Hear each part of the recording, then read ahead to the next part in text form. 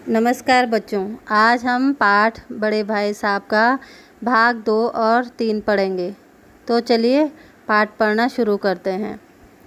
सालाना इम्तिहान हुआ। सालाना इम्तिहान मतलब वार्षिक परीक्षा। बड़े भाई साहब फेल हो गए और मैं पास हो गया। यहाँ पे लेखक कहते हैं मैं पास हो गया और दर्जे में प्रथम आया। प्रथम मतलब फर्स्ट आया। मेरे और उनके बीच में केवल 2 साल का अंतर रह गया। जी मैं आया भाई साहब को आड़े हाथों लो, मतलब अब उनको सुनाओ कि मुझे तो बहुत सुनाते रहते थे, लेकिन आपकी वह घोर तपस्या कहाँ गई। मुझे देखिए, मज़े से खेलता भी रहा और दर्जे में अव्वल भी हूँ, लेकिन वह इतने दुखी और उदास थे कि मुझे उनसे दिली हमदर्दी हुई। मतलब वह वैसे उनको सुनाना चाहते थे, लेकिन देखा कि भाई साहब बहुत दुखी हैं, फेल होने पर बहुत दुखी हैं, तो इसलिए कहते हैं वो कुछ उनको बोल नहीं पाए और उनके घाव पर नमक छिड़कने का विचार ही लज्जास्पद जान पड़ा और कहा कि वैसे ही वो दुखी हैं और अगर मैं उनको कुछ सुनाऊंगा तो वो एक तरफ से क्या होगा, घाव पर नमक छिड़कने वाली बात हो जाएगी और ये एक शर्मनाक बात है। तो इसलिए उन्होंने यह विचार छोड़ दिया। अब मुझे अपने ऊपर कुछ अभिमान हुआ और आत्मसम्मान भी बढ़ा। अब कहते हैं मुझे अपने पर अभिमान, गर्व हुआ और अब भाई साहब का वह रौब मुझ पर न रहा।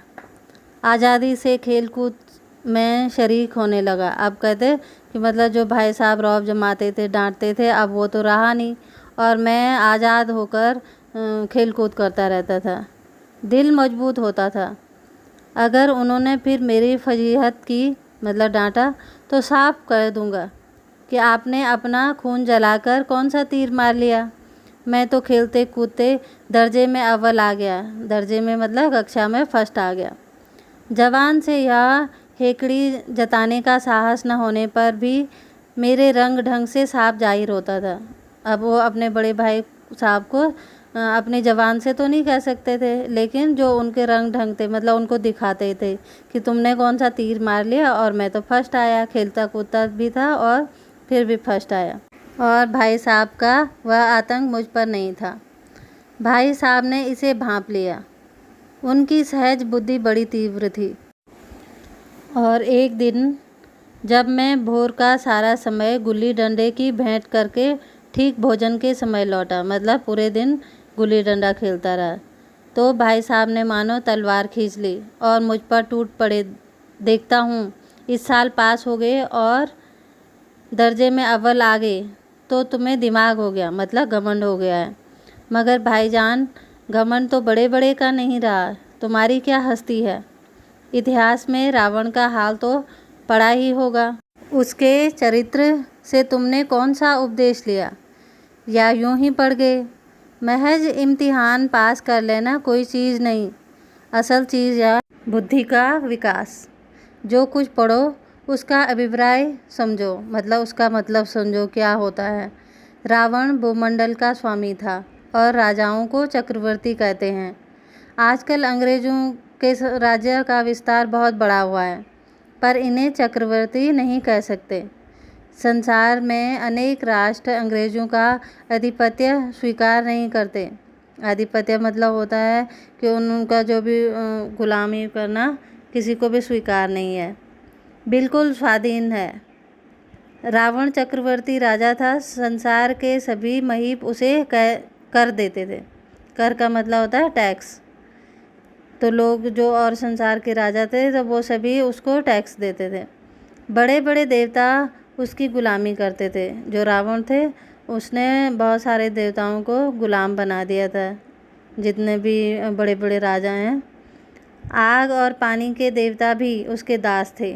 मगर उसका अंत क्या हुआ, मतलब रावण का किस प्रकार से अंत हुआ। इतना घमंड था, इतने उसमें ताकत थी, लेकिन उसका भी अंत में घमंड का नाश हुआ। घमंड ने उसका नाम निशान तक मिटा दिया। कोई उसे चुल्लू पानी देने वाला भी न बचा, मतलब उसके वंश में कोई भी नहीं बचा। आदमी और जो कुकर्म चाहे करें, पर अभिमान न करें। कहते हैं कि कभी भी अपने ऊपर घमंड नहीं करना चाहिए। इतराए नहीं, अभिमान किया और दीन दुनिया दोनों से गया। मतलब जिसने भी अपने ऊपर घमंड किया तो वह दीन दुनिया से गया, मतलब उसका नाश होने वाला है। मेरा वीडियो आपको अच्छा लगे तो प्लीज़ शेयर और सब्सक्राइब कीजिए, साथ में बेल आइकन भी प्रेस कीजिए ताकि आपको नए वीडियो की नोटिफिकेशन मिलती रहे। शैतान का हाल भी पड़ा ही होगा। उसे यह अभिमान हुआ था कि ईश्वर का उससे बढ़कर सच्चा भक्त कोई है ही नहीं। अंत में यह हुआ कि स्वर्ग से नरक में धकेल दिया गया। शाही रूम ने भी एक बार अहंकार किया था, भीख मांग मांग कर मर गया।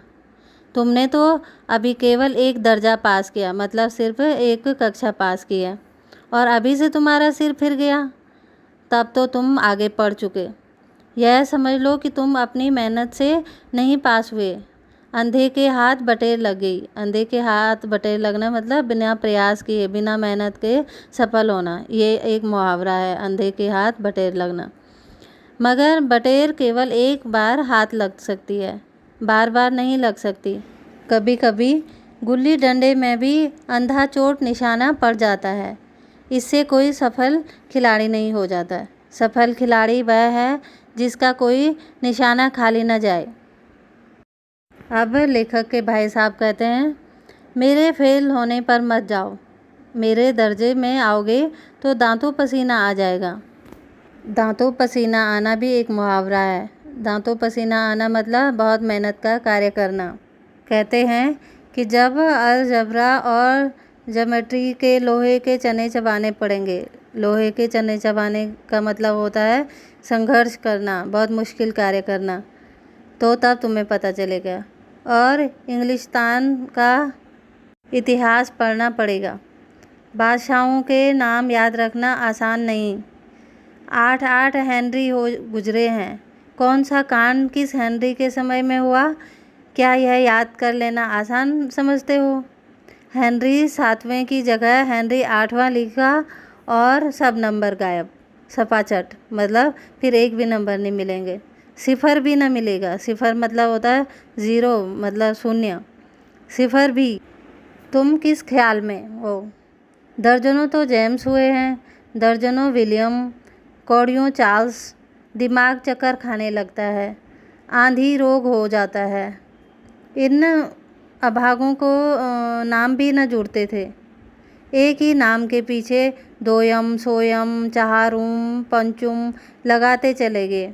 मुझसे पूछते तो 10 लाख नाम बता देता। और ज्योमेट्री तो बस खुदा की पनाह, मतलब भगवान ही बचाए मैथ से। तो अ ब ज की जगह अ ज ब लिख दिया और सारे नंबर कट हो गए। कोई इन निर्दयी मुमतहिनों से नहीं पूछता कि आखिर अ ब ज और अ ज ब में क्या फ़र्क होता है, और व्यर्थ की बात के लिए क्यों छात्रों का खून करते हो? दाल भात रोटी खाई या भात दाल रोटी खाई, इसमें क्या रखा है? मगर इन परीक्षकों को क्या परवाह? वह तो वही देखते हैं जो पुस्तक में लिखा है। चाहते हैं कि लड़के अक्षर अक्षर रट डालें, और इसी रटंत का नाम शिक्षा रख छोड़ा है। और आखिर इन बेसिर पैर की बातों के पढ़ने से क्या फ़ायदा है? इस रेखा पर वह लंब गिरा दो तो आधार लंब से दुगना होगा। पूछिए इससे प्रयोजन, मतलब इसका क्या उद्देश्य है? दुगना नहीं तो चौगना हो जाए या आधा ही रहे। तो लेखक के भाई कहते हैं, मेरी बला से लेकिन परीक्षा में पास होना है तो यह सब खुराफात याद करनी पड़ेगी। वे कहते हैं कि मुझे इन चीज़ों से कोई मतलब नहीं है, पर पास होने के लिए तो ये सब करना ही पड़ेगा। शिक्षक कहते हैं, समय की पाबंदी पर एक निबंध लिखो जो 4 पन्नों से कम न हो। अब आप कॉपी सामने खोले, हाथ में कलम लिए, उसके नाम को रोइए। कौन नहीं जानता कि समय की पाबंदी बहुत अच्छी बात है। इससे आदमी के जीवन में संयम आ जाता है, दूसरों का उस पर स्नेह होने लगता है और उसके कारोबार में उन्नति होती है। लेकिन इस जरा सी बात पर 4 पन्ने कैसे लिखें? अब इतना छोटी सी बात के लिए 4 पन्ने क्यों लिखें और कैसे लिखें? तो कहते हैं जो बात एक वाक्य में कही जा सके उसे 4 पन्नों में लिखने की क्या ज़रूरत है। मैं तो इसे हिमाकत कहता हूँ। मतलब हिमाकत मतलब होता है बेवकूफ़ी। तो कहते हैं ये तो सिर्फ बेवकूफ़ी वाला काम है। यह तो समय की किफ़ायत नहीं, मतलब कोई समय की बचत नहीं है, बल्कि उसका दुरुपयोग है। मतलब उसका कोई अच्छा उपयोग नहीं है, बुरा प्रयोग है कि व्यर्थ में किसी बात को ठूस दिया जाए। हम चाहते हैं आदमी को जो कुछ कहना हो चटपट कह दे और अपनी राह ले, मगर नहीं, आपको 4 पन्ने रंगने पड़ेंगे, चाहे जैसे लिखिए, और पन्ने भी पूरे फुल स्केप आकार के। अब कहते हैं वो भी पूरे लिखे होने चाहिए। यह छात्रों पर अत्याचार नहीं तो और क्या है। अनर्थ तो यह है कि कहा जाता कि संक्षेप में लिखो। समय की पाबंदी पर संक्षेप में एक निबंध लिखो जो 4 पन्नों से कम न हो। ठीक, संक्षेप में तो 4 पन्ने हुए नहीं, शायद 200 पन्ने लिखवाते। तो कहते ये तो संक्षेप है 4 पन्ने, अगर ज़्यादा लिखना होता तो कहते ये तो 200 पन्ने लिखवाते। पन्ने मतलब पेज लिखवाते। तेज भी दौड़िए और धीरे धीरे भी। उल्टी बात है या नहीं। बालक भी इतनी सी बात समझ सकता है, लेकिन इन अध्यापकों को इतनी तमीज़ भी नहीं। उस पर दावा है कि हम अध्यापक हैं। मेरे दर्जे में आओगे लाला तो ये सारे पापड़ बेलने पड़ेंगे, और तब आटे दाल का भाव मालूम होगा। आटे दाल का भाव मालूम होना मतलब कि जो परेशानियां हैं वो पता चलेंगी, कठिनाइयाँ आने पर पता चलेंगी। इस दर्जे में अव्वल आ गए हो, मतलब जो जिस क्लास में तुम अभी प्रथम आ गए हो, तो ज़मीन पर पाँव नहीं रखते। मतलब इसलिए तुम अपने आप को कुछ ज़्यादा समझ रहे हो। इसलिए मेरा कहना मानिए, लाख फेल हो गया हूँ लेकिन तुमसे बड़ा हूँ। संसार का मुझे तुमसे कहीं ज़्यादा अनुभव है। जो कुछ कहता हूँ उसे गिरह बांधिए, नहीं पछताइएगा। भाई साहब कहते हैं कि जो कुछ भी मैं कहता हूँ उसकी गांठ बांधिए, मतलब उसको अच्छी तरह से समझिए, नहीं तो आपको पछताना पड़ेगा। स्कूल का समय निकट था, मतलब स्कूल का टाइम होने वाला था। नहीं ईश्वर जाने यह उपदेश माला कब समाप्त होगी। अब लेखक जी कहते हैं कि जो भाई साहब की उपदेश दे रहे थे वो पता नहीं कब समाप्त होने वाली थी। भोजन आज मुझे निस्वाद सा लग रहा था। जो भी खाना खाया था उसमें कोई स्वाद ही नहीं लग रहा था। जब पास होने पर यह तिरस्कार हो रहा है, तिरस्कार मतलब अपमान हो रहा है, तो फेल हो जाने पर तो शायद प्राण ही ले लिए जाएं। अब कहते अगर माना मैं फेल हो जाता तब तो मेरे प्राण ही ले लिए जाते। अब लेखक कहते हैं भाई साहब ने अपने दर्जे की पढ़ाई का जो भयंकर चित्र खींचा था उसने मुझे भयभीत कर दिया। मतलब जो उन्होंने जैसे बताया वो तो उन्होंने मुझे डरा ही दिया। स्कूल छोड़कर घर नहीं भागा, यही ताजुब है। कहते बस यही है कि सिर्फ स्कूल छोड़कर मैं घर नहीं भागा। लेकिन इतने तिरस्कार पर भी पुस्तकों में मेरी अरुचि ज्यों की त्यों बनी रही। कहते हैं कि इतना समझाने के बाद भी कहते पुस्तकों में मेरी कोई रुचि नहीं रही, अरुचि ही पैदा हुई है। और कहते खेल कूद का कोई अवसर हाथ से न जाने देता था। पढ़ता भी मगर बहुत कम, कभी कभी। बस इतना कि रोज़ टास्क पूरा हो जाए, जो भी पढ़ना है, जो भी टास्क है वो पूरा हो जाए। टास्क मतलब कार्य, जो भी काम है। और दर्जे में जलील ना होना पड़े। जलील मतलब वहाँ बेइज्जती ना हो। जब कक्षा में जाऊँ और मुझे कुछ ना आए तो वहाँ कक्षा में मेरी बेइज्जती ना हो। और अपने ऊपर जो विश्वास पैदा हुआ था वह फिर लुप्त हो गया। मतलब जो उनको कॉन्फिडेंस आया था कहते वो फिर से चला गया और फिर चोरों का सा जीवन कटने लगा। फिर सालाना इम्तिहान हुआ और कुछ ऐसा संयोग हुआ कि मैं फिर पास हुआ और भाई साहब फिर फेल हो गए। मैंने बहुत मेहनत नहीं की पर न जाने कैसे दर्जे में अव्वल आ गया, मतलब प्रथम आ गया। मुझे खुद अचरज हुआ। अचरज मतलब आश्चर्य में पड़ गया कि ऐसे कैसे हो गया कि मैं प्रथम आ गया। भाई साहब ने प्राणांतक परिश्रम किया, मतलब प्राणांतक मतलब मरने तक का भी, इतना ज़्यादा परिश्रम मेहनत की। कोर्स का एक एक शब्द चाट गए थे। 10 बजे रात तक इधर 4 बजे भोर से उधर, 6 से 9:30 बजे तक स्कूल जाने से पहले। मुद्रा कांतिहीन हो गई, मतलब चेहरे पर कोई चमक ही नहीं रह गई थी। मगर बेचारे फेल हो गए। मुझे उन पर दया आती थी। नतीजा सुनाया गया तो वह रो पड़े और मैं भी रोने लगा। अपने पास होने की खुशी आधी हो गई। मैं भी फेल हो गया होता तो भाई साहब को इतना दुख न होता, लेकिन विधि की बात कौन टाले। अब यहाँ पे लेखक जी कहते हैं कि मुझे भाई साहब के फेल होने से बहुत दुख हुआ कि काश मैं भी फेल होता तो तब उनको दुख नहीं होता। सोचते कि दोनों फेल हो गए, लेकिन भगवान की जो बात होती है उसको कौन टाल सकता है। मेरे और भाई साहब के बीच में अब केवल 1 दर्जे का अंतर और रह गया। मेरे मन में एक कुटिल भावना उदय हुई कि कहीं भाई साहब 1 साल और फेल हो जाएं तो मैं उनके बराबर हो जाऊं। कुटिल मतलब बुरी भावना आ गई। फिर वह किस आधार पर मेरी फजीहत कर सकेंगे। लेकिन मैंने इस विचार को दिल से बलपूर्वक निकाल डाला। अब जो भी ये गंदा विचार उनके दिमाग में आया था, फिर बलपूर्वक मतलब उसको अपने दिल से निकाल दिया। आखिर वह मुझे मेरे हित के विचार से ही तो डांटते हैं। मुझे इस वक्त अप्रिय लगता है अवश्य, मगर यह शायद उनके उपदेशों का ही असर है कि मैं दनादन पास हो जाता हूँ और इतने अच्छे नंबरों से। तो कहते हैं कि ये जब भाई साहब ने मुझे डांटा तभी तो मैंने अच्छे मार्क्स लिए हैं और मैं उनके बारे में ऐसा बुरा सोच रहा हूँ। फिर उन्होंने अपने बुरे विचारों को त्याग दिया। अब भाई साहब बहुत कुछ नरम पड़ गए थे। कई बार मुझे डांटने का अवसर पाकर भी उन्होंने धीरज से काम लिया, मतलब उतना ज़्यादा डांटते नहीं थे। शायद अब वह खुद समझने लगे थे कि मुझे डांटने का अधिकार उन्हें नहीं रहा, या रहा भी तो बहुत कम। मेरी स्वच्छंदता भी बढ़ी। स्वच्छंदता मतलब आज़ादी बढ़ गई। अब मैं घूमने ज़्यादा लग गया।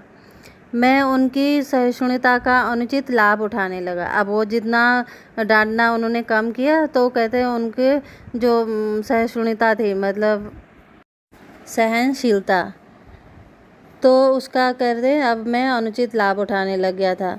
मुझे कुछ ऐसी धारणा हुई कि मैं पास ही हो जाऊंगा, पढ़ूं या ना पढ़ूं। मेरी तकदीर बलवान है। इसलिए भाई साहब के डर से जो थोड़ा बहुत पढ़ लिया करता था वह भी बंद हुआ। मुझे कनकोए उड़ाने का नया शौक़ पैदा हो गया था और अब सारा समय पतंगबाजी की ही भेंट होता था, मतलब पतंगें उड़ाता रहता था। फिर भी मैं भाई साहब का अदब करता था और उनकी नज़र बचाकर कनकोए उड़ाता था। मांझा देना, कन्ने बांधना, पतंग टूर्नामेंट की तैयारियां आदि समस्याएं सब गुप्त रूप से हल की जाती थी, मतलब भाई से डरकर ये छुप कर की जाती थी। मैं भाई साहब को यह संदेश न करने देना चाहता था कि उनका सम्मान और लिहाज मेरी नज़रों में कम हो गया है। मतलब उनको यह दिखाना नहीं चाहता था कि तुम फेल हो गए तो इसलिए मेरी नज़रों में तुम्हारा सम्मान कम हो गया है, ये नहीं दिखाना चाहते थे। एक दिन संध्या समय, संध्या मतलब शाम के टाइम, हॉस्टल से दूर मैं एक कनकौवा लूटने बेतहाशा दौड़ा जा रहा था। कनकौवा मतलब पतंग। तो वो पतंग को लूटने के लिए दौड़ रहे थे।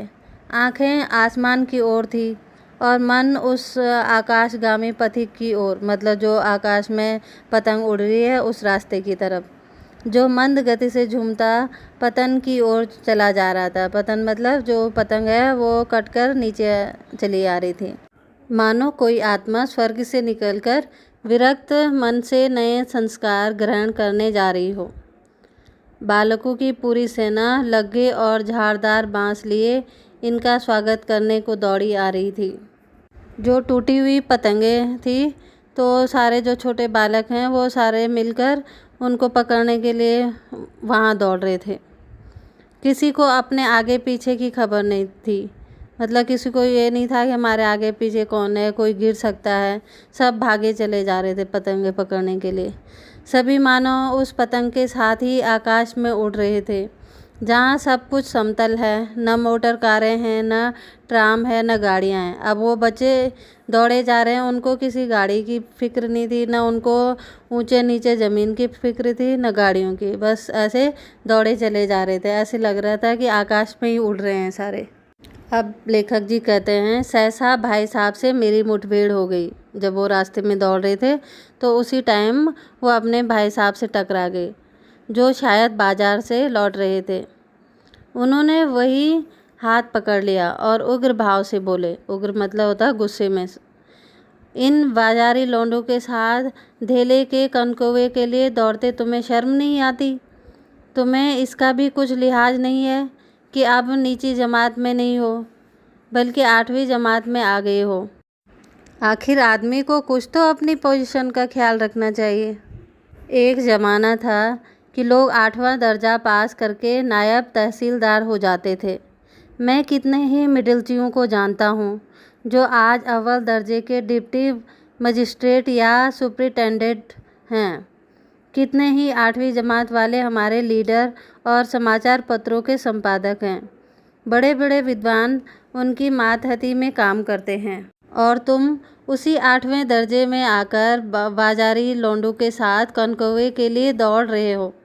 मुझे तुम्हारी इस कम अक्ली पर दुख होता है। तुम ज़हीन हो, इसमें शक नहीं, लेकिन वह ज़हन किस काम का जो हमारे आत्मगौरव की हत्या कर डाले। तुम अपने दिल में समझते होंगे मैं भाई साहब से महज एक दर्जा नीचे हूँ और अब उन्हें मुझको कुछ कहने का हक नहीं है, लेकिन यह तुम्हारी गलती है। मैं तुमसे 5 साल बड़ा हूँ, और चाहे आज तुम मेरी ही जमात में आ जाओ और परीक्षकों का यही हाल है, तो निसंदेह अगले साल तुम मेरे समकक्ष हो जाओगे और शायद 1 साल बाद मुझसे आगे भी निकल जाओ। लेकिन मुझ में और तुम में जो 5 साल का अंतर है, उसे तुम क्या खुदा भी मिटा नहीं सकता। मैं तुमसे 5 साल बड़ा हूँ और हमेशा रहूँगा। मुझे दुनिया का और ज़िंदगी का जो तजुर्बा है, तुम उसकी बराबरी नहीं कर सकते। तजुर्बा मतलब अनुभव। चाहे तुम MA और DPhil और DLit ही क्यों ना हो जाओ। समझ किताबें पढ़ने से नहीं आती, दुनिया देखने से आती है। हमारी अम्मा ने कोई दर्जा नहीं पास किया, और दादा भी शायद 5वीं 6ठी जमात के आगे नहीं गए, लेकिन हम दोनों चाहे सारी दुनिया की विद्या पढ़ लें, अम्मा और दादा को हमें समझाने और सुधारने का अधिकार हमेशा रहेगा। केवल इसलिए नहीं कि वे हमारे जन्मदाता हैं, बल्कि इसलिए कि उन्हें दुनिया का हमसे ज़्यादा तजुर्बा है और रहेगा। तजुर्बा मतलब अनुभव, जो उन्होंने देखा है कि मतलब दुनिया में क्या होता है, क्या अच्छा है, क्या बुरा है, अमेरिका में किस तरह की राज व्यवस्था है, और 8वें हेनरी ने कितने ब्याह किए, और आकाश में कितने नक्षत्र हैं। यह बातें चाहे उन्हें न मालूम हो, लेकिन हजारों ऐसी बातें हैं जिनका ज्ञान उन्हें हमसे और तुमसे ज़्यादा है। दैव न करे आज मैं बीमार हो जाऊं। दैव मतलब भगवान। भगवान ना करे कि मैं बीमार हो जाऊं, तो तुम्हारे हाथ पांव फूल जाएंगे। दादा को तार देने के सिवा तुम्हें और कुछ न सूझेगा। लेकिन तुम्हारी जगह दादा हो तो किसी को तार न दें, न घबराएं और न बदहवास हों। मतलब वो घबराएंगे भी नहीं और परेशान भी नहीं होंगे। पहले खुद मर्ज़ पहचान कर इलाज करेंगे। मर्ज़ मतलब बीमारी पहचान कर वो इलाज करेंगे। उसमें सफल न हुए तो किसी डॉक्टर को बुलाएंगे। बीमारी तो खैर बड़ी चीज़ है। हम तुम तो इतना भी नहीं जानते कि महीने भर का खर्च महीना भर कैसे चले।